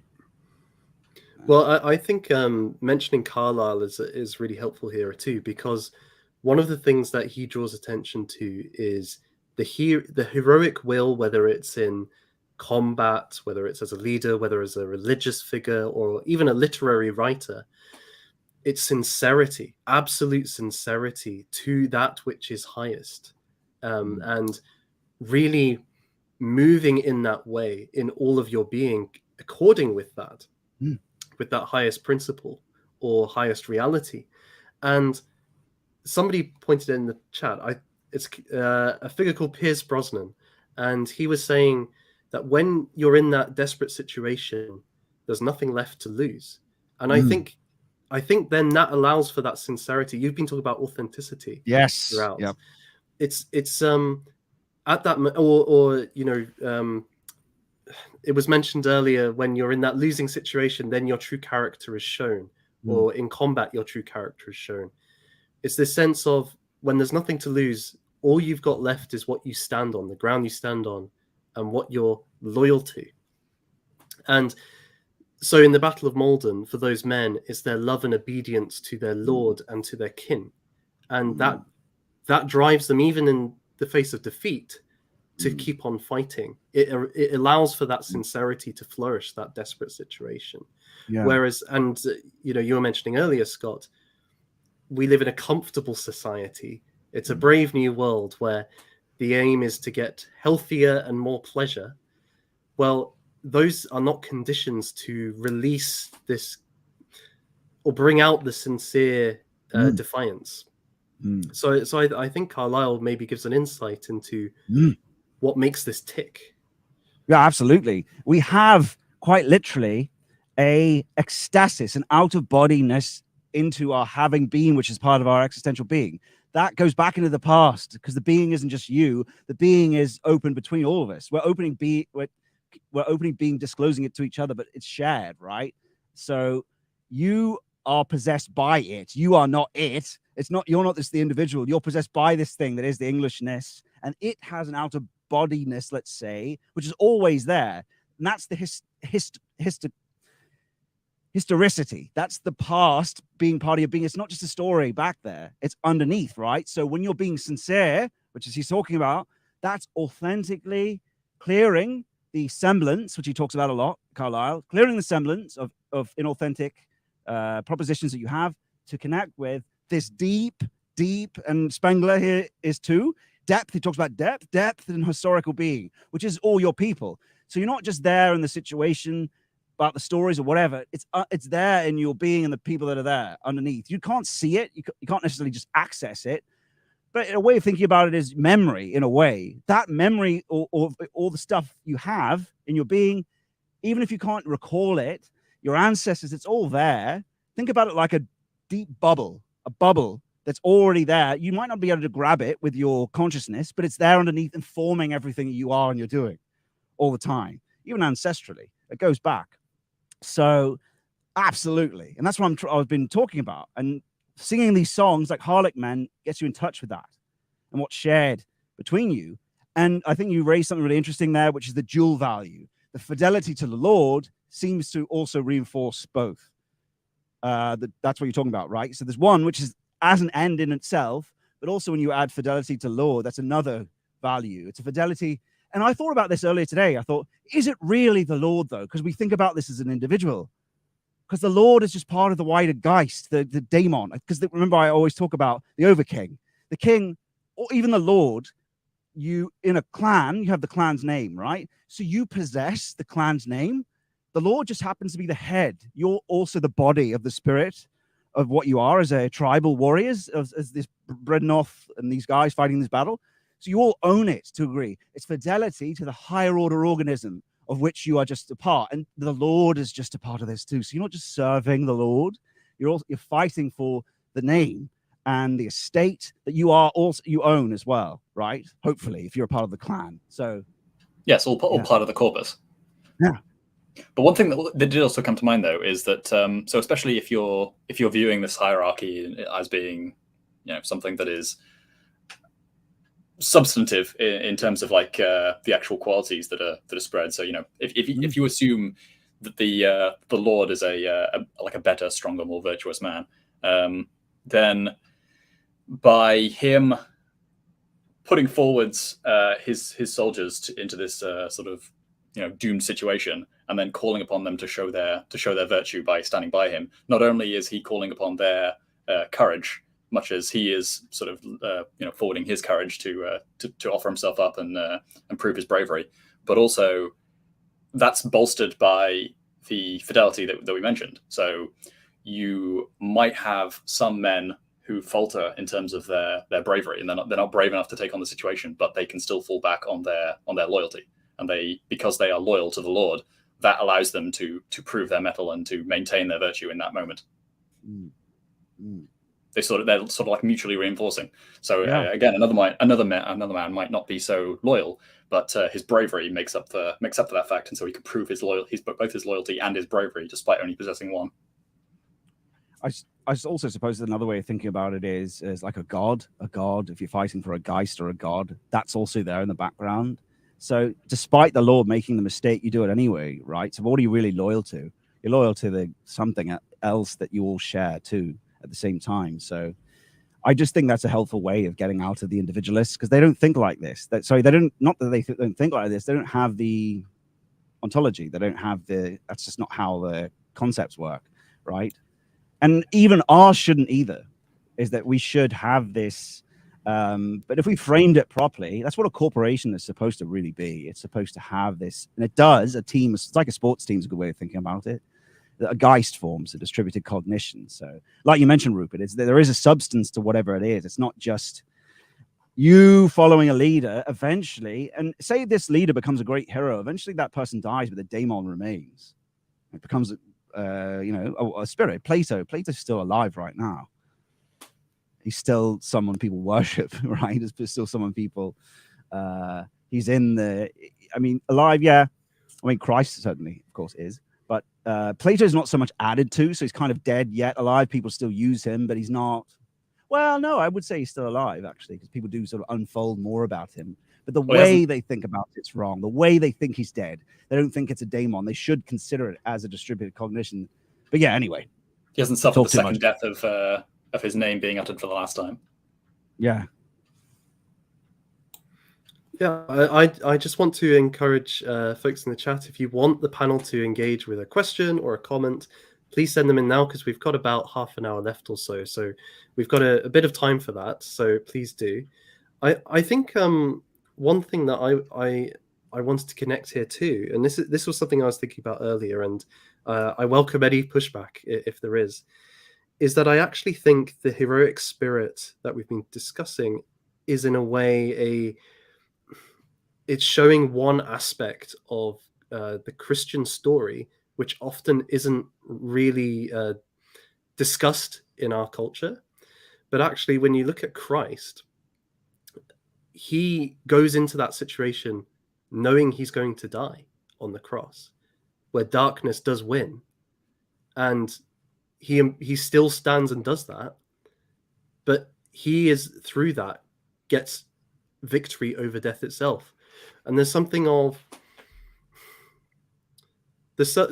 to be said of when you actually have that mindset or that view of defeat and darkness are going to win in this situation, or indeed ultimately, then you can actually begin to appreciate and understand what it means to have a victory over death itself. I think that's quite a powerful idea, that because of this comfort culture we live in, because we try and hide death away often, or ignore it, or postpone it. I mean, if you look at like the technology lovers, they're all about, through technology, we'll be able to extend life for longer and longer, and indeed remove all pain, remove death itself one day. Whereas actually, that's just postponing the day. Whereas the person who's able to not just stand in the face of death and be defiant, but be defiant in death and come through the other side and show the way for others, that to me is a really, well, it changes so much. And I just wonder, am I connecting things here which aren't the same, or do you think there's something in that? I think there's something in it in the sense that he redeems this whole situation anyway. I suppose that's the case, but then I mean he's God, so I mean this is theology. My theology isn't as good as yours anyway, so I should be careful. But yeah, I mean, look, it is very pagan. It's a very pagan situation because it's hopeless. Could you say that? Yeah, he's entering a hopeless situation. But yes, I mean, this is the culmination of all stories, though. Anyway, so it does fit. It does fit because it is hopeless, but God is God, right? Yeah, it's difficult to say whether you could say that fits because he's God, and these are humans, right? In a fallen humans, but it's always going to fit because it's the culmination of all stories. So I would say yes, but also it is pagan. It is all. It is very worldly, hopeless situation, and will in the face of this. I'd say that is naturally redeems that situation, though. It fits that situation, but it's not that because he's God. But it does fit. It always is going to fit, though, because it's the culmination of all stories. And Jesus, of course, is every archetype. That's why he's a king. He's a priest, all of them in one. He's down in the slums with the prostitutes and all that, everything in one story. How's that possible? Well, that's why it culminates every story. But yeah, anyway, I'll hand it to you guys. Yeah, Rupert and Daughter of Albion, what do you think? Well, I mean, Frodo and Sam, that no, they're not going back. There's that moment where Frodo finds that Sam has packed the lumber spread in the backpack, and he says, "What's this for?" And Sam says, "Well, it's for the journey home."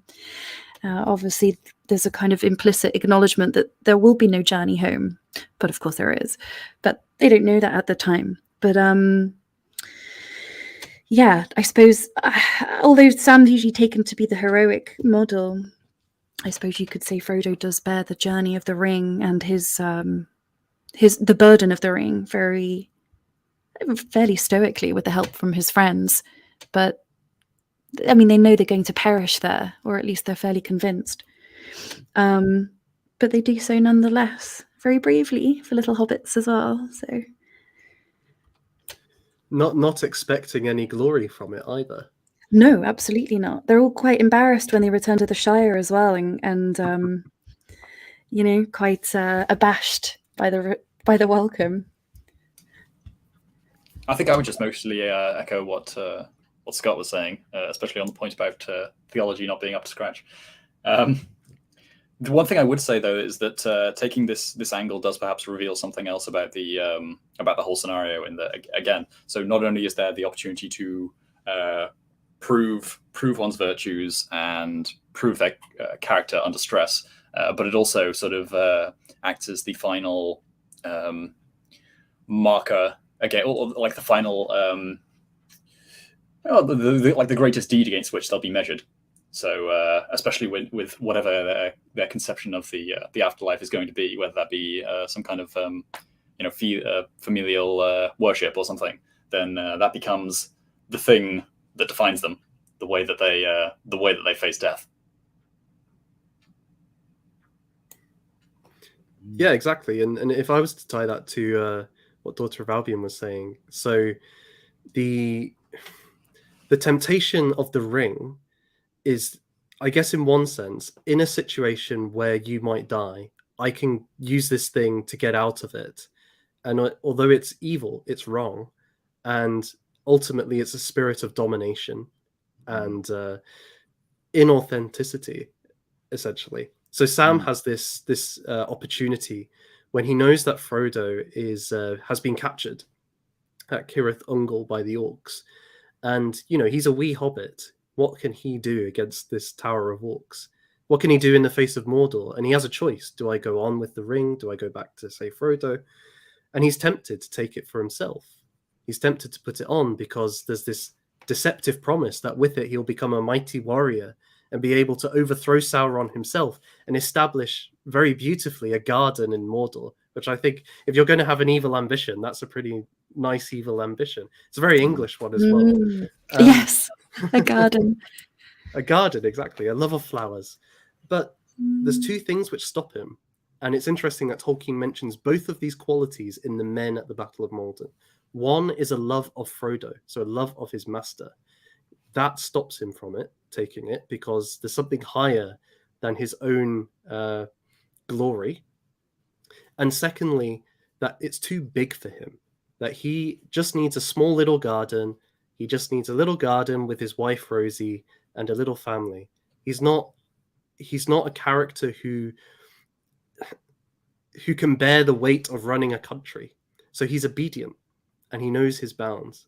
And so it's with these two things that he rejects the temptation of the ring and goes to face the impossible task of saving Frodo, which he does manage to do.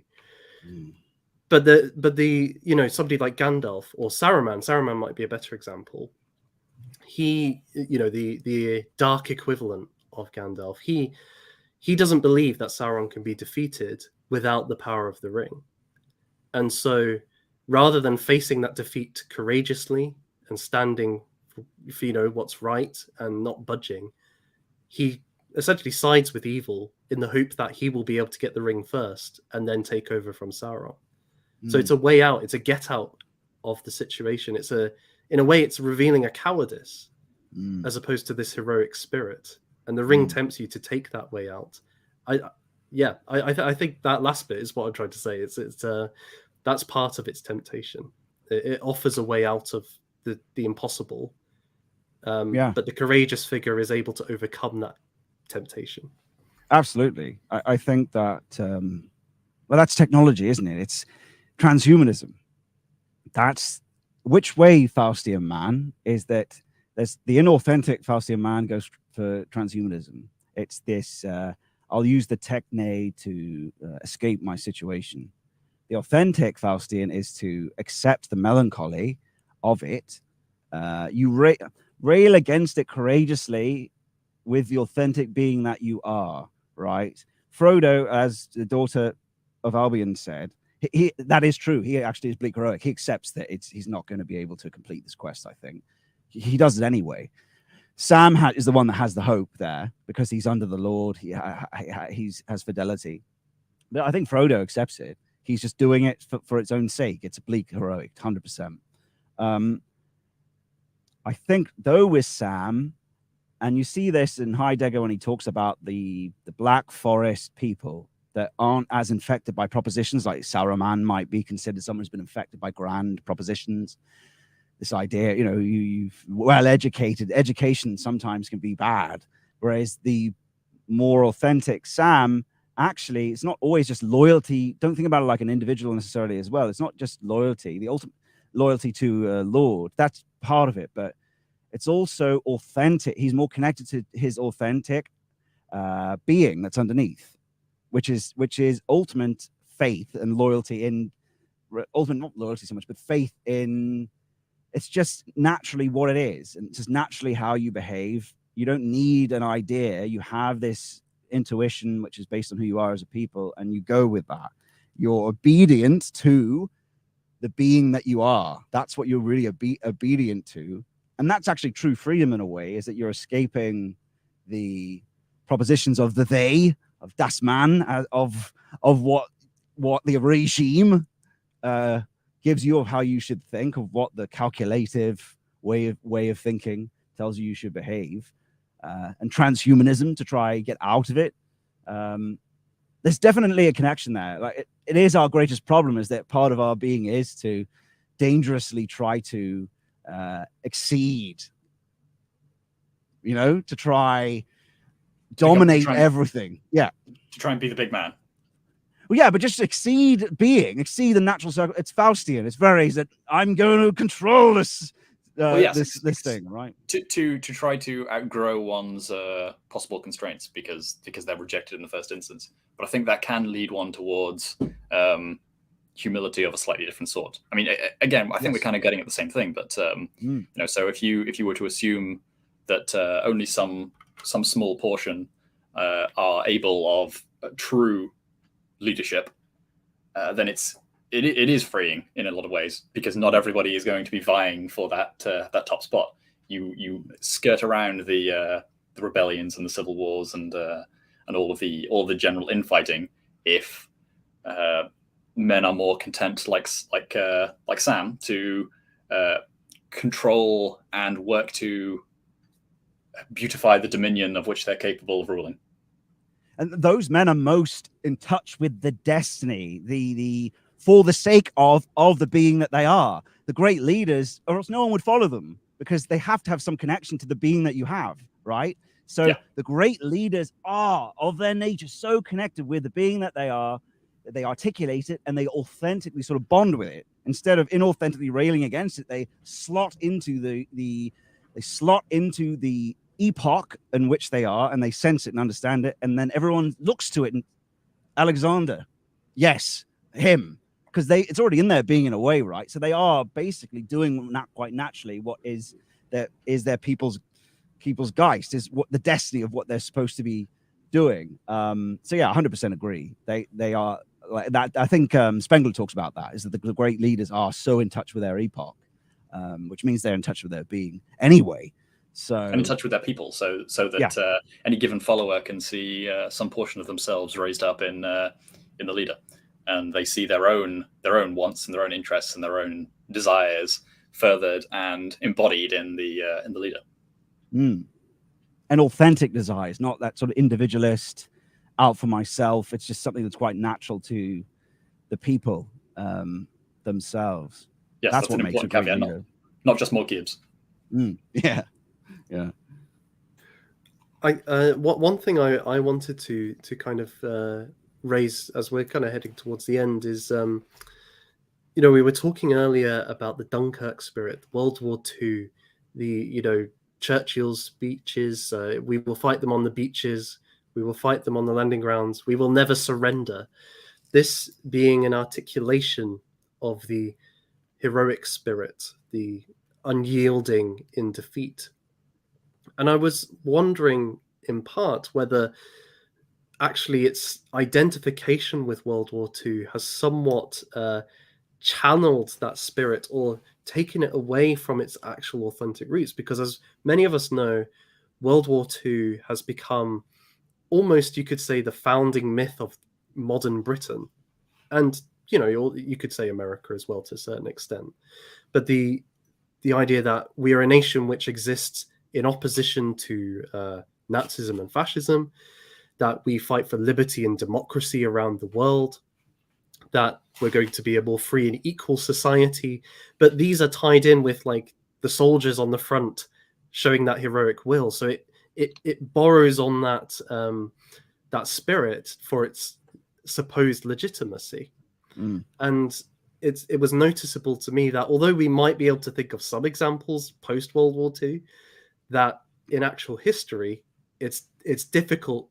We could find people in the kind of Victorian era quite well. I'm sure we could find in medieval, but post World War II, it's tricky. So I think I wanted to throw that open to the panel as, has this been channeled into this World War II box? Yeah. And is there a way to open it out again? I don't know about opening it out, but I 100% agree with you. It's a fake regime possession of an authentic value, right? They've almost possessed it and corrupted it with the fake ideas of liberalism, liberty, or this BS.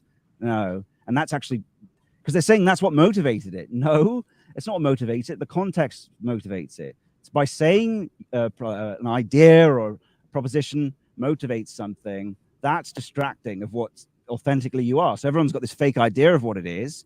Therefore, it sort of interferes with it. And anytime the regime says a value, it's usually a fake one that's interfering with genuine Englishness, because they actually fear this. They fear real Englishness. They fear the authentic Englishness because it will be used against them. So they create fake values like tolerance, all this stuff. Usually they're masking something that is authentic, like welcoming. We're welcoming. We're not tolerant, though. They want you to be tolerant. That's a way of keeping you, keeping you obedient, right? It's just not true. It parrots something that is authentic usually. Like I mentioned earlier, what was the fake?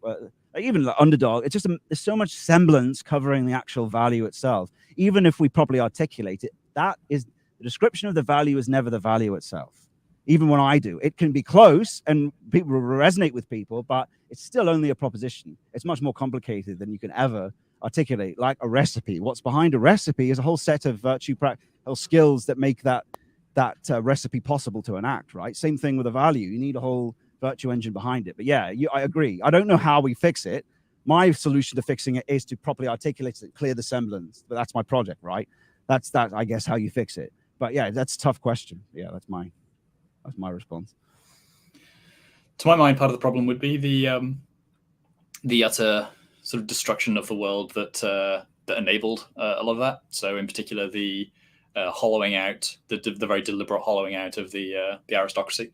So, some of the men who were able to most clearly and prominently embody some of these kinds of virtues, they were, well, firstly, a lot of them were killed in both world wars. And then what was left was, this disinherited, dismantled, all around just, bludgeoned into the floor in favor of whatever new aristocracy was wanting to be put in its place. And we can see that it's obviously much more of a lowly one that is artificial, doesn't do well under pressure, very brittle, and overtly tyrannical in many places.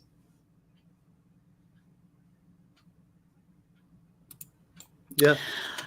I mean, regarding, I was just, regarding World War II, I mean, this could be an example of mythology that, or heroic mythology that some might claim is detrimental socially. And I mean, that would be an interesting topic one week, but I think it's become a part of our history, which has sort of increasing attention of being a kind of point of consternation. I don't know if you've noticed that too, but I think, as Nietzsche said, that mythology is only valuable so long as it is life affirming. To what extent does it serve you as a people, communally? Because there are certain founding myths, for instance, I mean, I'm not American, but America, one of their sort of forced and compelled founding myths is the claim that they're sort of built on the backs of slaves and cruelty and vicious racism. And this can be awfully detrimental to the kind of the soul and the morale of a people. Obviously, World War II is our sort of mythology for sustaining a sort of minorly arrogant pleasure taking in being a people against the world, and of triumphing against the continental counterparts. But I think, I don't know if it's Morgoth or academic agent sort of refers to it as a boomer truth that needs to die. I don't know what to make of it really, but some would say it sustains a kind of unhealthy investment, just as you were saying, Scott, in ideas of, tolerance or, allowing yourselves to stay a kind of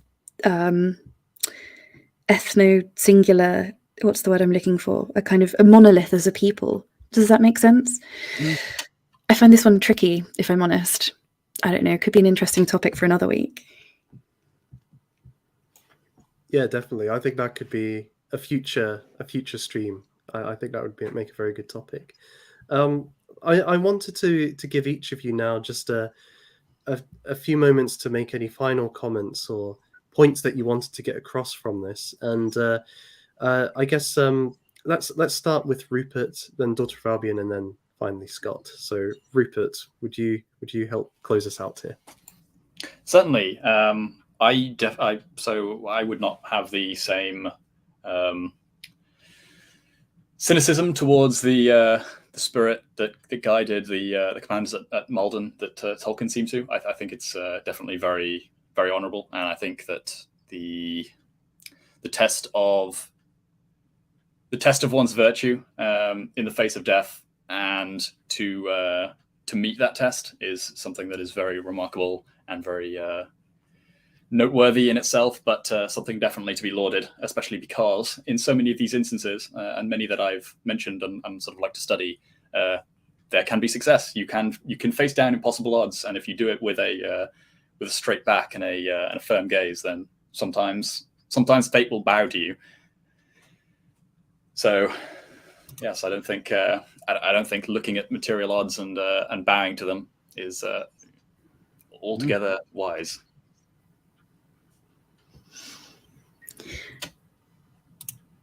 Me next, is it? Yeah, go ahead.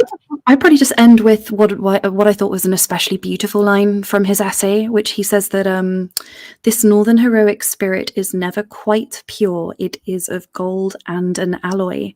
I think that's a really worthwhile line remembering. Obviously, gold meaning the amount of purity in a I don't know, typically a piece of jewelry, and it's mixed with an alloy like nickel or copper. I suppose he's commenting on the sort of that later idea of not all that glitters is gold. I suppose it's a kind of injunction toward guarding oneself against imagining that sort of heroic steps are always necessarily a golden virtue, but they are ever mixed with an alloy. So I think that's a very good a moral warning and censure to us all. Yeah, right. I think a part of the metaphor of the alloy and the gold is, yes, you're right. It does perform a warning in the sense that the warning is on its own, it is gold, though. If it's an end in of itself, if it's an end, if it's for the sake of something else, for your love, then it's alloyed. So I would say that you're both right. The leader was right in a way. It was just simply that the chivalry was involved in what as well, but he still has a bleak heroic necessity. He's still impelled by the gold. The gold's still there. It's just this, when you add the alloys to it, that can move it in a direction that isn't pure. Whereas when it's for its own sake, it can defeat anything. When it's an end in of itself, when it's an end in, and they had that end. This old cosmology, and we're still in our value hierarchy. So I would just say, this is still in our value hierarchy. Reading stories like this, talking about it, unpacking it, helps you feel it, see it in your being. So when you can enact it in a situation, and I feel like you have it where you just face down a challenge that feels impossible. Yeah, consider that. I think knowing that the danger can be pride, keeping these things in mind, use it as a psychotechnology. It's a psychotechnology. It's not just something that's dead. It's not some stupid story you read. Oh yeah, cool. I know some about the mythos of England. Great. Now I don't read it anymore. Use it as a psychotechnology when you're in a situation, right? Read it to impel you. It's something that's active. It's something that helps disclose being. You can use this stuff to do that. So I would say that, yeah, it is pure. When you add hope to it, when you add Christ to it, I think it's even stronger, because when you're in those hopeless situations, I think, prayer, having that with you, you won't be demoralized. When you put these things together, they're pretty impenetrable, is that you have the will there as a value just under Christ. You have this, it fits nicely with it for some reason. It's that in the situations where you're not, when the bleak heroic necessity isn't triggered, you have God, you have this, you can pray to, you have this thing behind you that, yet when the situation reveals itself, you've still got this bleak heroic thing that triggers, right? Because it's not always going to trigger quite naturally, is it? It's not always going to trigger. So yeah, that makes us pretty impenetrable to have those two things together. So this is where I disagree with the pagan bros. Is that you, of course, you have both, and you are impenetrable. Yeah, that's all I'd say about it. Is that it's something active for use. It reveals being. It discloses being. It's not something dead. And this is a really important one. And Tolkien was very good at articulating this. And it's important, as you mentioned with the Beowulf essay, connects well into this. He actually more articulates Northern Courage in the Beowulf essay, so that's worth reading too for people. When he talks about Beowulf, it's not just in that one essay. Yeah, that's all I have to say. Thanks for having me on, and I think this is great conversation, great additions from you guys. Really, really great to be a part of it. Yeah. Well, I'm very thankful for all three of you, and I think that was a beautiful way of putting it by all three, and I couldn't add anything more at this point. We have one super chat, a very nice super chat from Nord Hugo, European History and Law, for $10. Cheers, mate, with a couple of beers. Well, thank you very much, and I'd recommend everybody go and check out his channel. He does a lot on mythology, Norse mythology. Very recently, a couple of days ago, we were talking about Saxon and Norse, comparing them. So a lot of similarities, a lot of overlap with this stream. And yeah, he's a really good lad. Go and check it out. Yeah, just before we go, Scott, is there anything you would like to promote? No, no. just you've already got the links to my channel, and I've already talked about it. So thanks for having me on. Yeah. No problem at all. Thank you for coming on. Daughter of Albion, would you like to promote your upcoming video that hasn't been released yet but will be released? It's going to be actually on One Flew Over the Cuckoo's Nest, which I think is an absolutely fascinating novel. So yeah, but ASAP, I promise. Good. We can all look forward to that. And Rupert, is there anything you would like to promote? Yeah, something very appropriate actually. So on my Twitter page, I recently published something I've been putting off for a very long time. It's a thread about a man called Count Keller. He was one of the only two loyalists to Nicholas II at the outset of the Russian Revolution. He was one of the only two that rejected the abdication proclamation, and he is an excellent example of one of these types of figures who, essentially disregards all political expediencies and practical implications that are sort of put before him, and just goes straight to the sort of truth of the matter, and damned be the consequences. Excellent. I've just put the link to that in the chat for everybody to chase up afterwards. So yeah, thank you everybody for joining. I think it's been a really great discussion, and I feel even through it, I feel more in touch with that spirit than I did at the beginning. So I think that's a good thing, and I hope those in the audience also feel that too. And I thank them for their time too. Next week we'll be back again, this show, and I'm going to be looking at, I did chimpanzee power politics a few months ago. People really enjoyed that. So now I've gone to the very other end of the natural kingdom, to the insect power politics. And you might think, insects, what can they tell us about politics today? Well, you've been hearing Scott talking about organisms or superorganisms. Well, the ant kingdom is brilliant for looking into those things. But before we go, I want to finish with reading a little poem.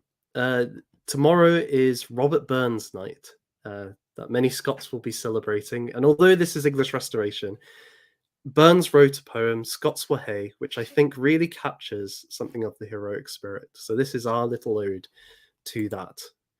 Scots Wha Hae, we Wallace bled, Scots Whan Bruce ha aft times led. Welcome tae your gory bed, or tae victory. Now the day and now's the hour. See the front of battle hour. See approach proud Edward's power, chains and slavery. Wha will be a traitor knave? Wha can fill a coward's grave? Wha say base as be a slave? Let him turn and flee. Wha for Scotland's king and law, freedom's sword will strongly draw. Freemen stand and freemen fall. Let him follow me. By oppression's woes and pains, by your sons in servile chains, we shall drain our dearest veins, but they shall be free. Lay the proud usurpers low, tyrants fall in every foe. liberty in every blow. Let us do or